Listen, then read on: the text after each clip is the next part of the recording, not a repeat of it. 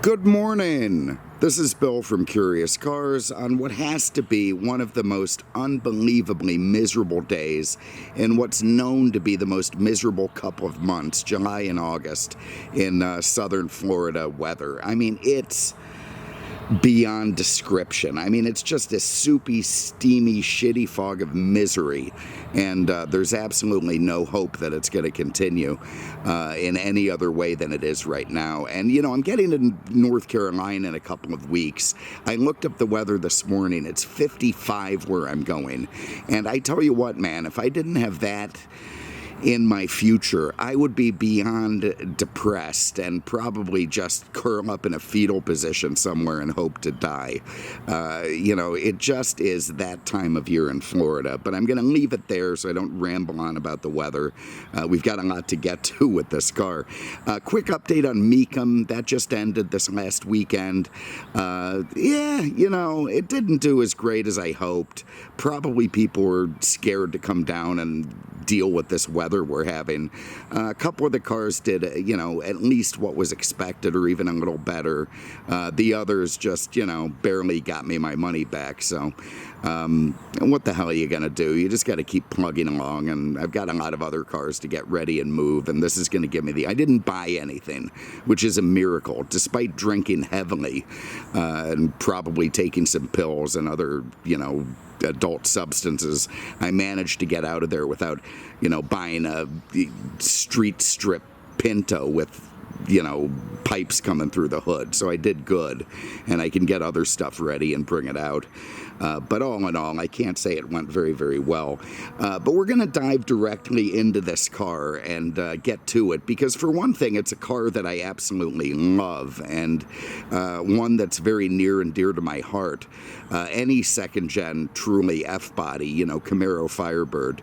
A 79 Formula was my first car, and you know, it's like your first girl or whatever else. It's just something you never get out of your system. You always look back on fondly. And even if I absolutely found this car to be atrocious today, which I don't, I would see it with the eyes of like a mother's love. So it would just be impossible for me to negatively review it.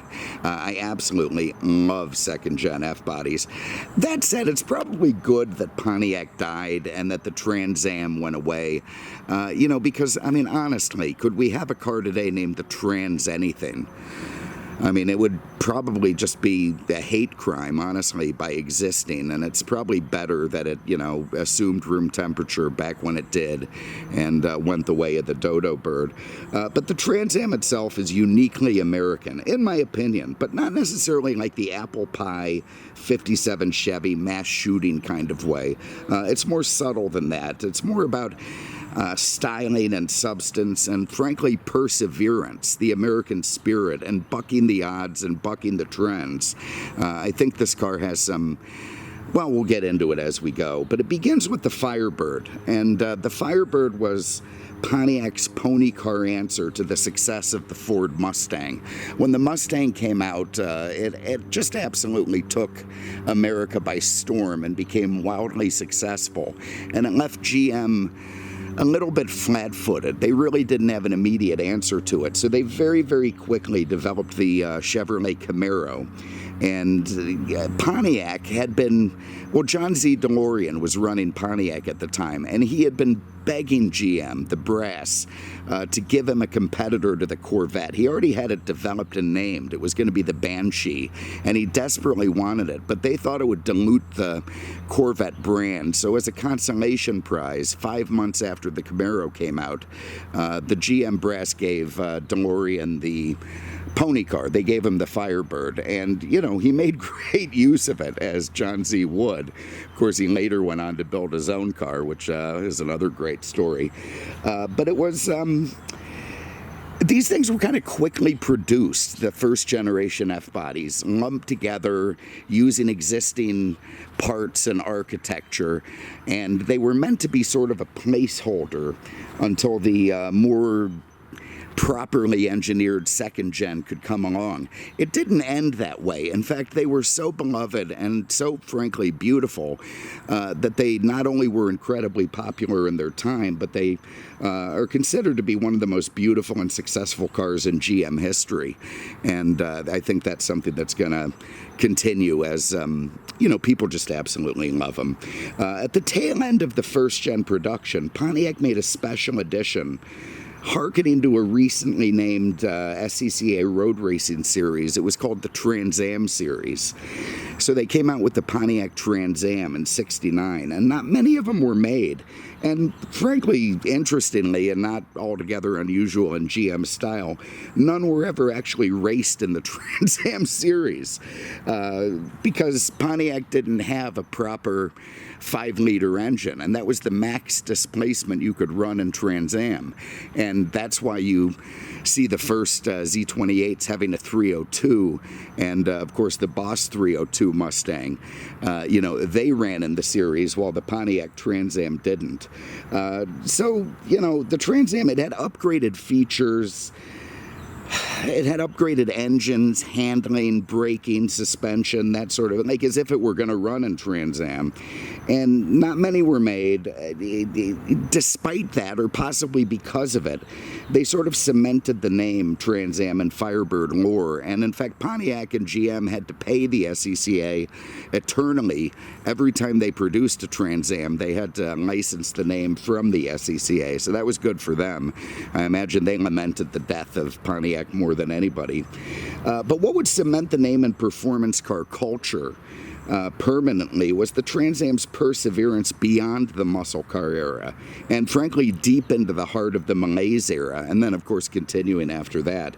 But in '73, the Mustang and Camaro had heavily faltered in the oomph department, with all the federal regulations, the gas crunch, the insurance issues with muscle cars. It was just killing off performance. But Pontiac persevered, mostly because of some really dedicated and hardcore execs within Pontiac.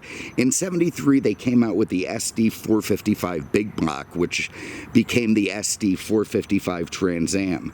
And that propelled that car to a mid-13-second quarter mile at well over 105 miles an hour on street tires with a full tank of gas, which was sort of as fast a muscle car as Car and Driver had ever tested. They were astounded that it could come out in '73 while all these other cars were sort of, taking a crap. So it was just, and this would be the theme for the second generation Firebird as time would go on. The engine also found its way into a few formulas, by the way, under 100 of them, and I was lucky enough to review one from Uncle Johnny. I'll post a link to that. It's the only formula that ever came out that actually had a shaker hood scoop, but we'll get into that as we go. But this bucking the trend continued. As the '70s progressed, muscle cars just vanished or became these weak-kneed, pathetic caricatures of their former glory. And, the Trans Am and, hot rod Pontiacs, they also suffered, but far less. And the guys there sort of kept the performance thing going. I mean, Chevy even gave up the Z28 for a couple of years. I want to say 75 and 76, you couldn't get a Z28. They just had become these, bean counter cars, anyway. Pontiac engineers, they kept tweaking the handling, the braking, the steering. Somehow they managed to keep a performance-built 400 Big Block going, again, even through all the emission and other regulations of the era. By many people, they're considered, these cars are considered to be the last true American muscle cars. And in their time, they were considered to be the best handling cars made. They were speedy cars, speedier than that. And yes, the Porsches handled better. The 911 turbos, the 928s were faster. But I said best handling American car, and the goddamn Germans have absolutely nothing to do with it. And that's something Americans love, for the good old American life, for the money, for the glory, for the fun. mostly for the money.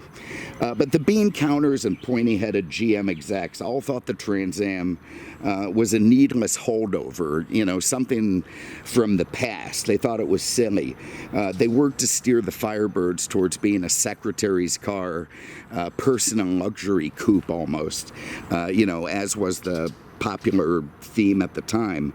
And despite that, again, the engineers just kept it going. They kept doing what they could to make it a performance car.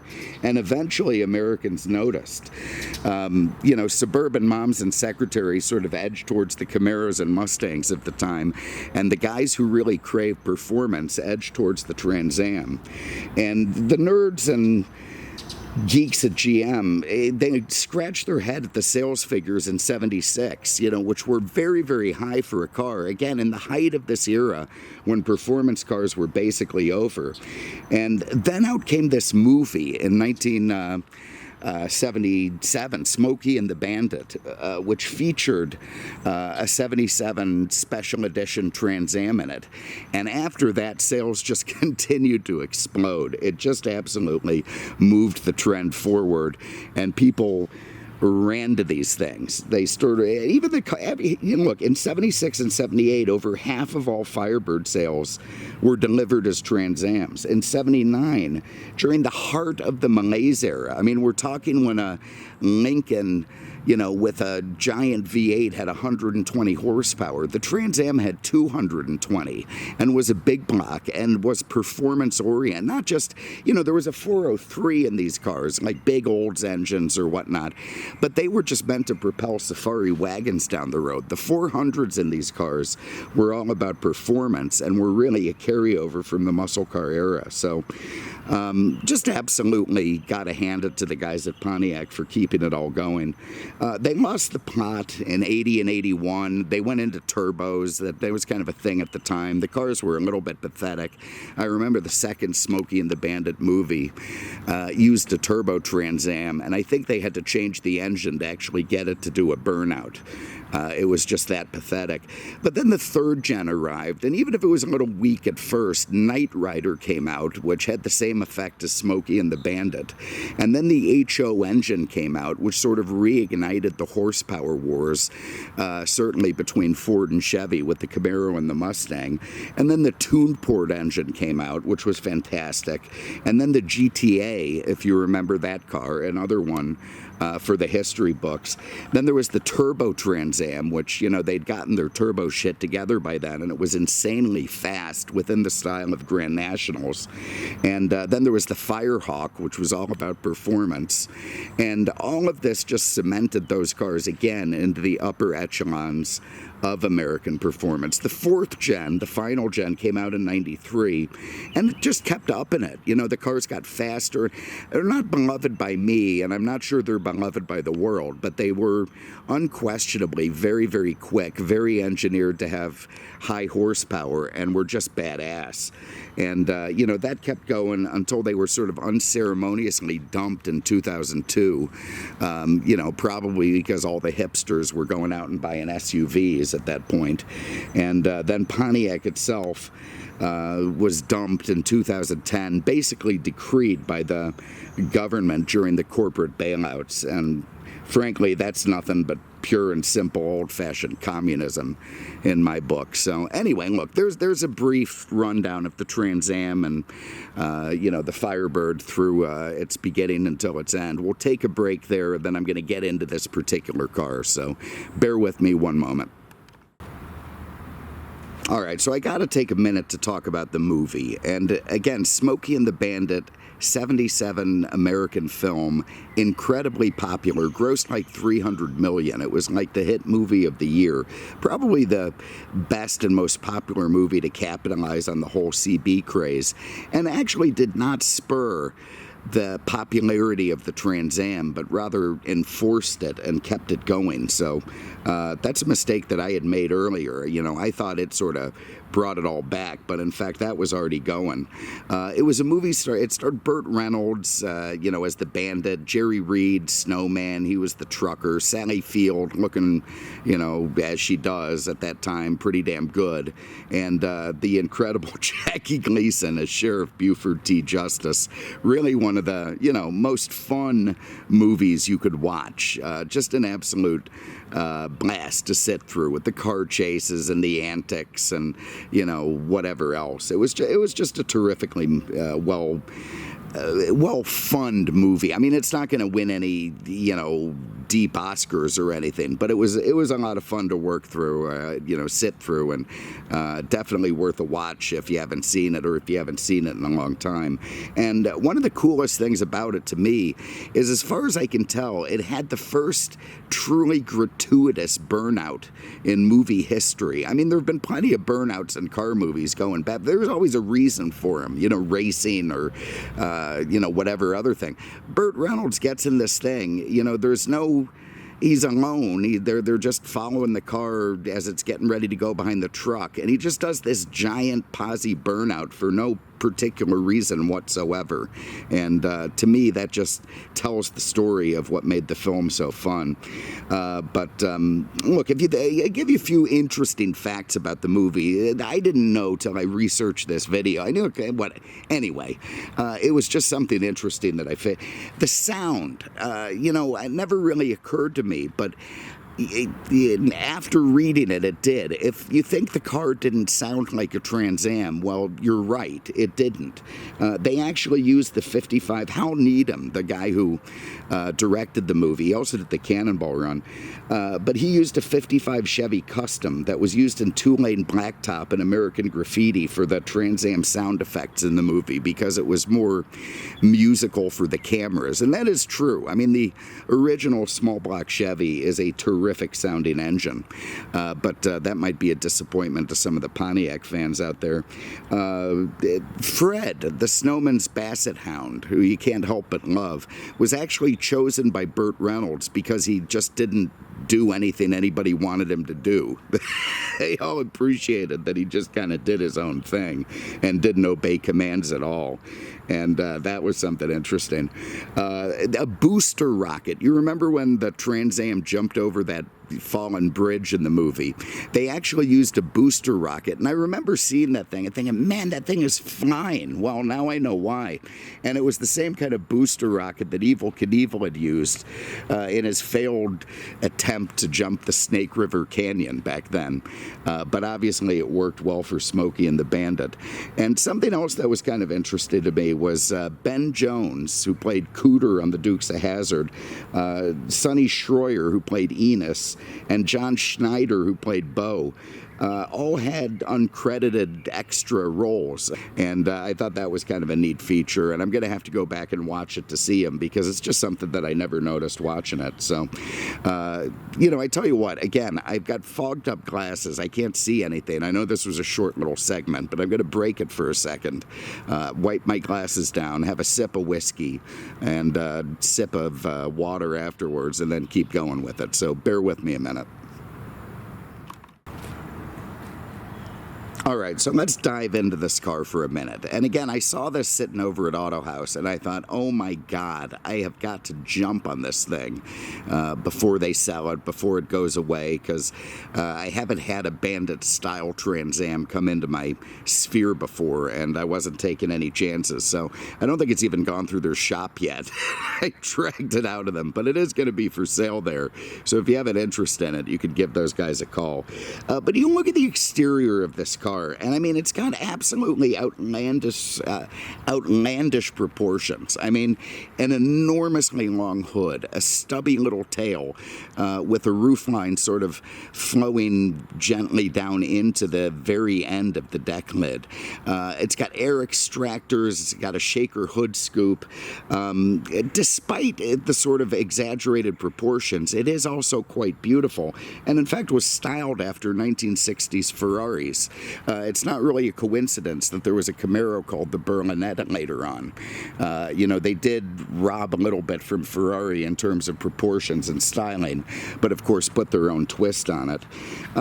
They all, you know, Trans Ams had sort of these corny but wonderful decals, you know, like the Firebird on the hood and striping and, you know, all the stuff they did in the 70s that, you know, made cars look like they did on chips. It just, again, a little bit corny. You wouldn't have seen it on many Euro cars at the time, but it's part of what makes these things very distinctly American and a product of their time.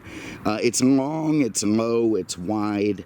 It's got quad lamps up front with a honeycomb grille. My 79 had a different front end that I like, but I have to admit that this split grille design with the arrowhead in the middle is, you know, pretty attractive, as are the little lights on the bottom. It's got an air dam that flows into what becomes fender flares at the front, and then they matched them at the back, which, again, I think looks great. 78 was the first year of what was called a WS6 performance package, and that gave you wider alloy wheels. You can see that these honeycomb wheels the car have a bit of a lip on them, and that is a sign that it has that WS6 pack. I don't know if they're original to this car because it doesn't have the performance motor. Or at least it doesn't appear to based on decaling, but you know, they do look absolutely fantastic. You've got those air extractors in the fenders designed to reduce engine heat, and those things are actually functional, unlike the shaker hood scoop. Well, I mean, it's functional in that it shakes, but it doesn't have air induction at the back like, you know, it would be designed to do by any engineer that wasn't just looking for styling. The deck lid spoiler, there was a black cat that looked angry and weird, and he ran by, and I don't know where the hell he's going. I have to keep an eye on them. Anyway, it's got this three-piece deck lid spoiler that looks fantastic. It's got these sort of walrus mustache tailpipes that drop down in front of the rear fenders, kind of a uniquely Pontiac thing that I think looks great. And again, that long arching roof line all the way to the back. Very, very unique, and just looks absolutely terrific. I think the proportions of the car, to my eyes, are just absolutely gorgeous. I like the trim around the windows. I like the big back window. You know, there's the earlier versions had a rectangular window with bigger C-pillars, but you know, either way, some guys like that, some guys like this, but there's no doubt this has better visibility. Big long doors, hidden wipers under the swept up hood. You know, I think the car just looks fantastic. The sport mirrors, and again, that insane looking Firebird on the hood. Just all in all, an absolute terrific looking car. Let's have a look inside the trunk. And the trunk is kind of hilarious. I mean, again, with the sort of comical proportions this thing has, there's really not much they could have done to change it. I do like the hidden. This is also hard one-handed, for God's sake. Anyway, the keyhole is in here if I can get it. There it is, and here you can see inside the trunk. So there's that tiny little Space Saver spare with its inflate kit, which it absolutely had to have if you were going to be able to fit, like, even, you know, an overnight bag in this thing. I mean, it was just a tiny, tiny trunk, as necessitated by this design of the car. You know, one might argue they could have done away with the rear bulkhead and moved the trunk forward Corvette style, made it a two-seater, and then it would have been an enormous trunk. But yeah, they did what they did. I like what's in here, these splash guards, which I hope to God nobody puts on this car. But it's hilarious to me that they're from Kmart, obviously in the 70s, and they cost $4.27. I just find that fantastic. And a little box of stuff like Fisher, body service manual, Pontiac service manual. This is all nice stuff to get with a car. And there you see the jack, which is not properly stowed, but I'm sure they'll find a home for it, and the jacking hardware. So let me go around under the hood, and actually I better pause for a second because I know this hood. I know it well, and there is no way that I can do it one-handed without either smushing the camera myself or making everything look inelegant. So hold on one sec. Actually, it was a fair bit easier than I thought, which must be unique. Again, I never had a 77 or 8. I had a 79, and opening the hood on those is a misery. Opening this one wasn't nearly as bad. But the mechanicals were, of course, what made the Trans Am fantastic, particularly for its era. This, in fact, later 70s Trans Am, because otherwise there just wasn't much else out there that could match it in terms of speed and power and performance. There were 3 different engine options in 78. You had the standard Pontiac L78 400, which according to decaling this one has. You see it says 6.6 liter on the side. If that said TA 6.6, it would have the W72 400, the performance engine, which, upped the horsepower from like 180 to 200. And was, very, very peppy, and again, also a little bit unique for the time. They also had a third engine, which was the Oldsmobile 403, which my Firebird, my Formula, came with before I blew it up. That's another story for another time. Which, is a great big engine, a 403, but it really was designed to move like Pontiac Bonnevilles down the road in kind of a, high torque, smooth kind of way, not at all performance based. It was much less, got people beeping in, but it was much less about performance and much more about just being a good old American V8. These Pontiac 400s were much more performance oriented than the Oldsmobile was. If it had an Olds in it, you'd see a big oil filler neck coming up there between the AC compressor and the alternator. It was a subframe in front with a unibody rear. It also shared that with the Nova, similar platform. It had these sort of wishbone independent suspension up front and leaf springs in the back. And despite that, it still handled incredibly well. And you can thank mostly a guy named Herb Adams for that. In the early 70s, he was a Pontiac engineer who was all about suspension. By the late 70s, he had gone on to form his own company selling upgrades for these cars that made them handle even better than they did from the factory. They had moved on from Rock Crusher 4-speeds in the early 70s to a Borg-Warner Super T10 4-speed, and the automatics were all Turbo Hydra 350s. This one, 78, would have still had discs and drums, even in the WS6 setup. In 79, it got full 4-wheel discs. But even though the Camaro shared basically the same platform, identical underneath, the Pontiac handled better. Again, because of the engineers. They used thick anti-sway bars front and back. They got their shock tuning right. And I went back and read a few car reviews at the time from, the Car and Drivers and Motor Trends, and they absolutely loved the way this car handled. They said, like any American car, it was shit on a rough road. But otherwise, it aimed where you pointed it. It was easy to correct, and said they could make even the most novice driver feel like a Trans Am, race circuit superstar. So it was just an absolutely beloved piece at the time, and a lot of that had to do, again, with the diehards at Pontiac who kept the whole thing going. So I tell you what, I'm going to break there. I'm going to get my crap in the trunk. Then we're going to have a look inside and go for a drive. All right, so let's have a look inside this thing. And again, I love the big, long doors. And God, there's the buzzing. God, does this car bring back some memories, particularly in this color combo, which mine had. Well, I was red outside, then yellow, but I was a kid. I also didn't have 3 pedals, but we'll get into that as we go. But otherwise, hopping in this thing is like stepping back in time and becoming a much happier version of who the hell I was. It's very, very nice for me. But you can see the inside is, look at these seats, for instance. I mean, they are these low-slung bucket seats bolted firmly down to the bottom of the floor. You sit in this thing in almost a slouched position with that low roof roofline.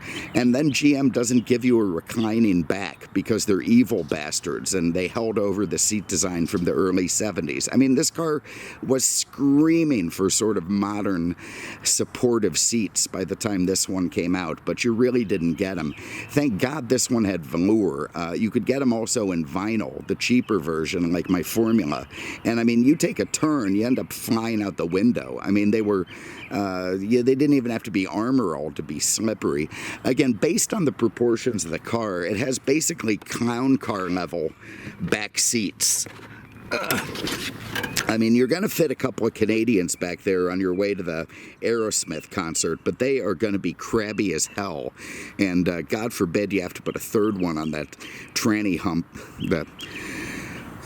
the transmission hump in the middle. But you do get a couple of ashtrays, which is nice. You also get a pretty deep package shelf with a couple of 6x9s for sound, and even a place to hang your dry cleaning from a little hook there, as long as you wear like midriff shirts. So, you know, the back seats are just absolutely ludicrous, but they do function to make the car essentially a grand tourer, even if I think it seeks an identity beyond that. I don't. You know, it is true that it's kind of a definition of a grand touring car, but I feel there's a little bit muscle car and a little bit sports car in it as well. And again, the front bucket's pretty supportive. Nice little aluminum skid plate there, scuff plate to get in. All of this brings back so many memories. I didn't have the fancy carpet there on the bottom of the door panel. Mine were just vinyl the whole way. Didn't even have this trim. But again, the formulas were sort of decontented and were very performance-based, because they were lighter than Trans Ams but had the same engine setup, and you know, all the sort of cheap GM crap from the 70s, the late 70s, you know, handle escutcheons held in by one screw that you can move, these window cranks that were designed to strip their gears after like 20 uses. You got remote mirrors, you got, you know, it is what it is. You got power door locks in this one. I never had that, but these are the armrests I had. Let's hop in. You see this beautiful three-pronged steering wheel. This was much nicer and much better than what the Camaros had at the time, and much more sporty, fatter, thinner, and it went along with that Trans Am handling. It was nice to grip. This one feels like a reproduction. It's just too nice and new, and you see it sports the Firebird logo there, and a horn that works, so nice. Also has a tilt steering column, which mine didn't. A lot of little Trans Am bits in this that mine didn't have, like the tack. I had no tack, I had to put one in there. Pulse wipers, which mine didn't have. Beautiful tack setup, by the way. Goes into an orange zone at 45 and red lines at 5, which is low for even a V8, but you know, it does manage to give you some oomph. And then this little tiny clock that's even still working. You got your oil pressure, your water temp, you got radial tune suspension, RTS. You saw that even in the Bonnevilles. Your headlight switch over here. I watched a fuel gauge identical to that go to empty so many times. Voltmeter, nice. Couple of, wish they gave you bigger vents for the air conditioning, but you get what you get. And in this beautiful engine-turned aluminum dash, really pretty to look at, and you know, sort of harkens to Bentleys of the 30s or 20s. It's signature Trans Am stuff, and I think beautiful.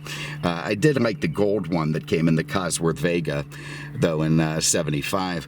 Over here you got a rear defrost, which seems to be sort of an add-on to a prior option that would have filled up this entire panel. Somebody upgraded the radio in this, which is a shame. I'd like to see the old 2-shaft still in there. You do get a nice big deep pocket, somewhere to put a handgun if you're on the move, and mine had an automatic. This has the 4-speed. Kind of an odd sunken shifter into the center console, but works out well, you know, leather shift knob, 4-speed. Going back into this little compartment that's filled with napkins, so nice. And that actually acted as cup holders. It was narrow enough to do that. Also a good place to store drugs.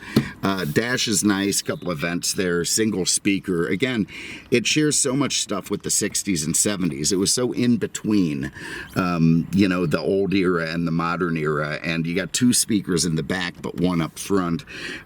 Center view mirror that's quite normal, couple of sun visors that are quite normal, and perforated headliner that looks pretty good. So, all right, let's take it for a spin. I'm gonna fire this thing up. Yeah, and just a lovely sort of V8 sound that immediately emanates from under the hood. So he has very conservative mufflers on this car. Probably sounds much like it did when it was factory. And here's one of the best things about Trans Ams. First of all, that vista out the front with that big shaker scoop in the middle. And then when you give it a little bit of a rev, that shaker torques over and just looks absolutely fantastic. And it gives you this weird sort of connection with the mechanicals of the car that you don't get when you don't have something visibly moving with engine torque. Just absolutely love it. Let's see if Peter's gate opens. He's been having some issues with it. Oh yeah, there it goes. All right, we're in good shape. And you know, the guy who owns this thing and, you know, sold it to Autohaus or however they got it, obviously had spent some money replacing bushings and that sort of thing because it drives so much better than mine did, even in the mid-80s. I mean, I get now why Car and Driver was so enamored of this thing. The steering is remarkably smooth, remarkably smooth. Yeah, that windshield's terrible, but can't blame Dalton for it. Oh my God, did that suicidal birds. What's this nut job doing? Get out in the middle of the street. For the love of God.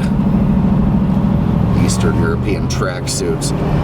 Instant torque from that 400. Incredibly smooth shifting, something the Rock Crusher didn't have, but the T10 does. And man, you know, it's just such a nice driving car.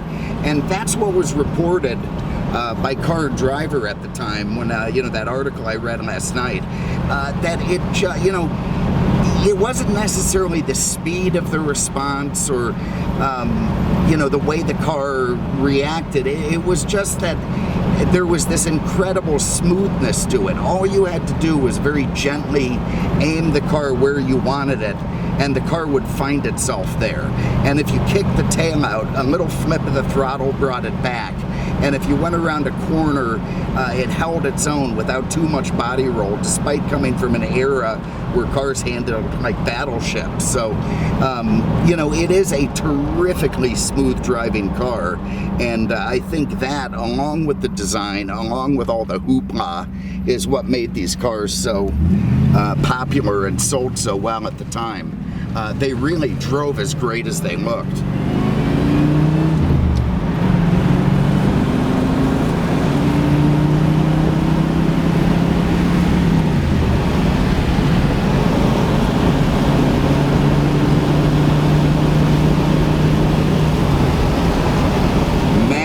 Fun to road through the gears. Really more fun than my automatic was. I should point out that 73 Super Duty, when they turned the 13.5, it was with an automatic. Would have been even quicker with the 4-speed. So what a great fun car to drive. How many memories this brings me. And just an absolute joy to go down the road in. And man, is that 400 responsive. Eastbound and down. Anyway, there it is. So look, I'm not going to ramble on. There's not a very fun drive here, just a bunch of straight lines. But what a great joy it was for me to do this car and relive some of the fun of my youth.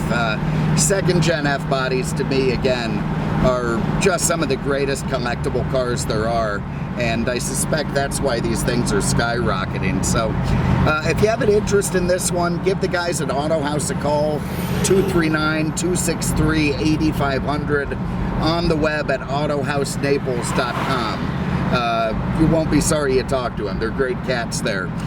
Really appreciate the look. I have an STS-V coming up, kind of a rare V Cadillac, some other fun stuff, and we'll get it all going before too long. So thanks again. Really appreciate anyone who's tuned in this long, and we will see you with the next one. Take care.